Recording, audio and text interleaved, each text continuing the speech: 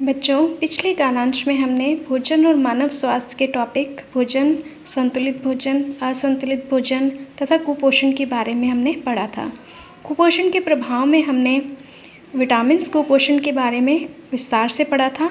आज हम पढ़ने जा रहे हैं प्रोटीन कुपोषण। जैसा कि परिभाषा पहले बताई थी, प्रोटीन कुपोषण क्या है? आपके आहार में अगर प्रोटीन लंबे समय तक अनुपस्थित है तो इसे प्रोटीन कुपोषण कहते हैं। इसकी कमी से, प्रोटीन की कमी से जो रोग होते हैं वो है क्वाशियोरकोर और मैरेस्मस। क्वाशियोरकोर जो रोग है, इसके लक्षण होते हैं, इसमें बच्चे का पेट फूल जाता है, पेट फूलना, भूख कम लगती है बच्चे को, स्वास्थ्य उसका चिड़चिड़ा हो जाता है और त्वचा पीली, शुष्क, काली, धब्बेदार होकर फटने लगती है। ये सभी लक्षण हैं क्वाशियोरकोर रोग के। मैरेस्मस रोग के जो लक्षण हैं, इसमें रोगी का शरीर सूख कर दुबला हो जाता है और रोगी की आँखें अंदर की ओर धंस जाती हैं।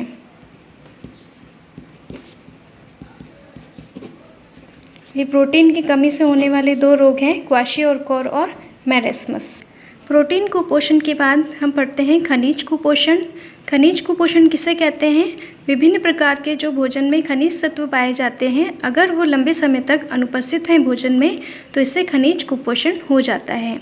खनिज तत्व जो हैं अलग अलग प्रकार के हैं। जैसे पहला हम देखते हैं सोडियम। सोडियम जो खनिज तत्व है, उसका प्रमुख कार्य है मांसपेशियों का ये संकुचन करने में सहायता करता है, तंत्रिकीय आवेग के संचरण में सहायक है और शरीर का संतुलन बनाए रखने में सहायता करता है।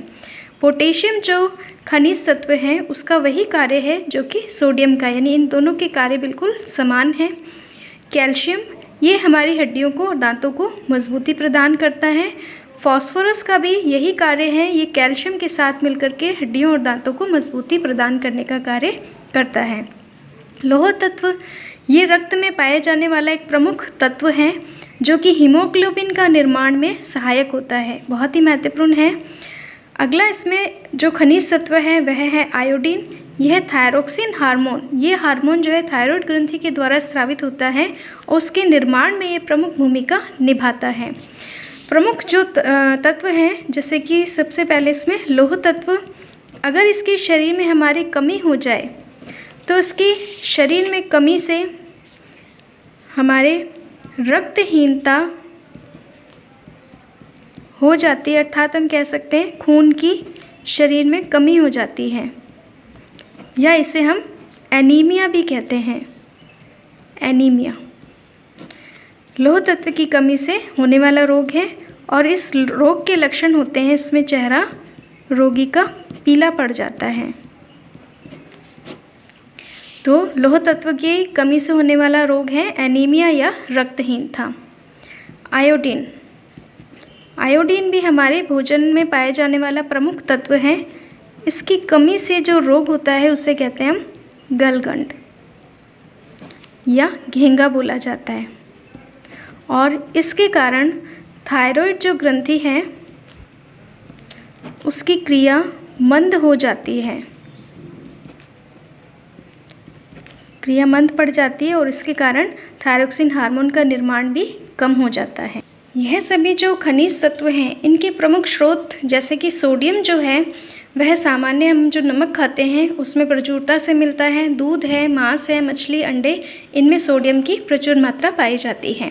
इसी प्रकार पोटेशियम है, ये भी सभी खाद्य पदार्थों में मिलता है, केले में सर्वाधिक होता है। कैल्शियम, ये दूध में अंडे में, हरी सब्जियों में प्रमुख मात्रा में पाया जाता है। इसी प्रकार फास्फोरस भी ये दूध, हरी सब्जियां, बाजरा, सूखे मेवे, इनमें काफ़ी मात्रा में मिलता है। लौह तत्व जो है, ये जो हरी पत्तेदार सब्जियां हैं, बाजरा है, गाजर है, गुड़ है, दही है, इन सब में प्रचुर मात्रा में मिलता है। इसी प्रकार आयोडीन, ये हमारे नमक में पाए जाने वाला प्रमुख तत्व है। यह समुद्री जो भोजन होता है, हरे पत्तेदार सब्जियां होती हैं, इनमें प्रचुर मात्रा में, और जो काला नमक है उसमें आयोडीन प्रचुर मात्रा में पाया जाता है। इस अध्याय का अगला टॉपिक है मानव स्वास्थ्य।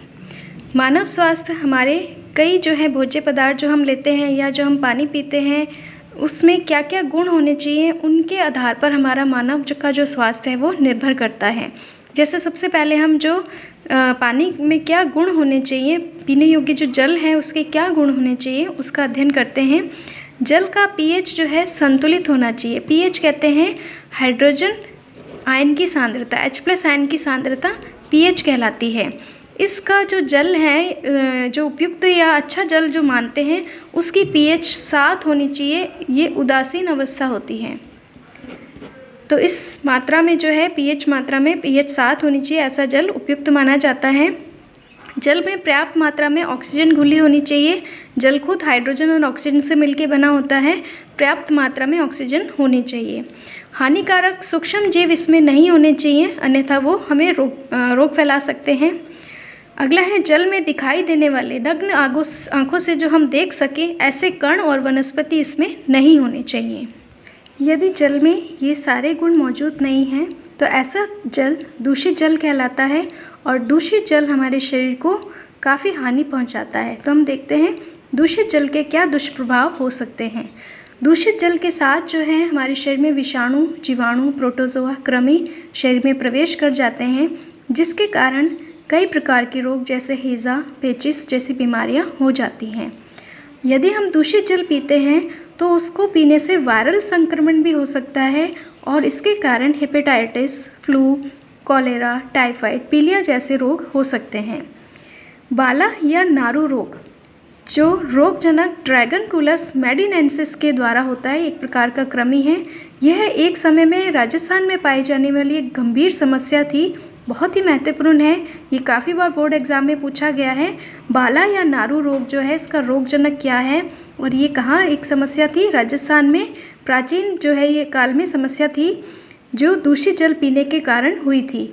दूषित जल में ये ड्रैगनकुलस मेडिनेंसिस नामक जो कृमि है या कीड़ा है, वो शरीर में प्रवेश कर गया था और इसने बाला रोग जो है वो फैलाया था। तो ये सारे जो है दूषित जल के दुष्प्रभाव हैं।